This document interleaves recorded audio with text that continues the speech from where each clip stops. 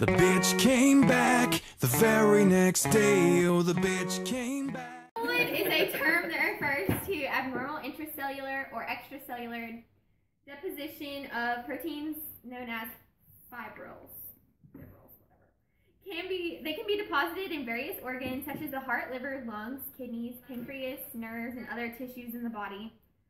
They're linked to several disorders such as Alzheimer's, Parkinson's, multiple myeloma, neuropathies, cardiomyopathies, adult onset diabetes, chronic inflammation, and Creutzfeldt-Jacobs disease.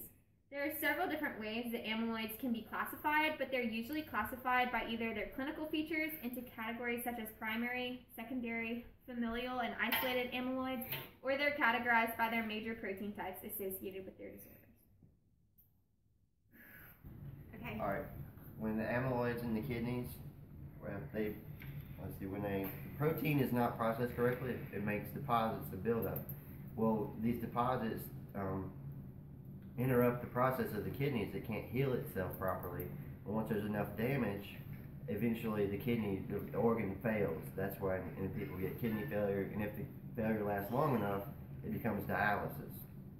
And that's when the beta-2 microglobulin protein isn't processed correctly, and that's when people have to get on year-long and everyday dialysis treatments and all that. And eventually, the organ just fails completely and have to either be replaced or, like, I guess die. So, yeah. Cardiac amyloidosis is a disorder caused by deposits known as amyloids in the heart. These deposits make it hard for the heart to work properly. Symptoms of cardiac amyloidosis is fatigue, shortness of breath, swelling of the abdomen, legs, ankles, or other body parts, and trouble breathing while lying down. Treatments for it is a change in diet, water pills to get rid of excess fluid, chemotherapy, implantable cardioverter defibrillator, a pacemaker, or a heart transplant. There are different kinds of amyloids associated with cardiac amyloidosis. AL amyloids is the most common.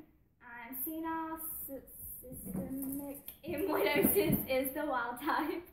Hereditary amyloidosis and AA amyloidosis, which is a very rare disorder. Amyloids clump up and replace normal tissue, leading to heart failure.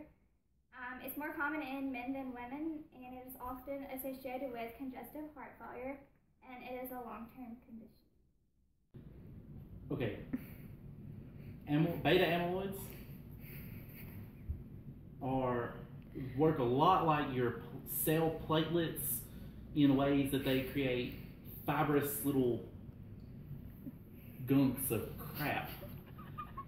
And whenever that starts happening in your brain, it creates plaque buildup between your neural pathways, and therefore your neural pathways can't quite complete.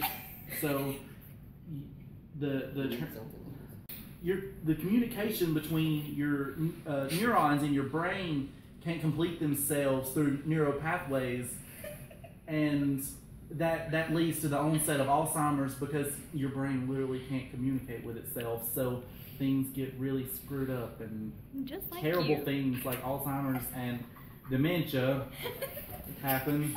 Parkinson's disease is a progressive disease of the nervous system marked by tremor, muscular rigidity, and slow, imprecise movement, chiefly affecting middle-aged and elderly people. Some of your treatment options.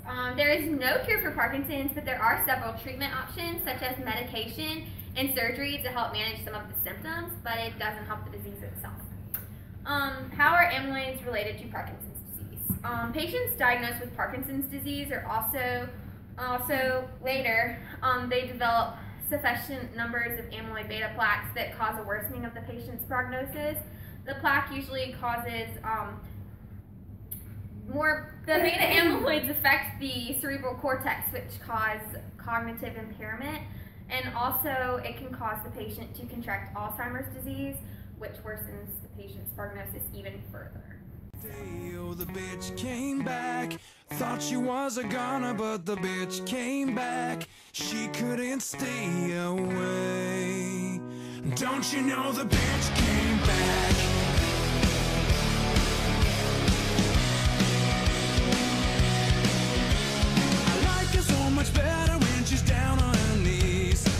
punches in my face is when I'm starting to see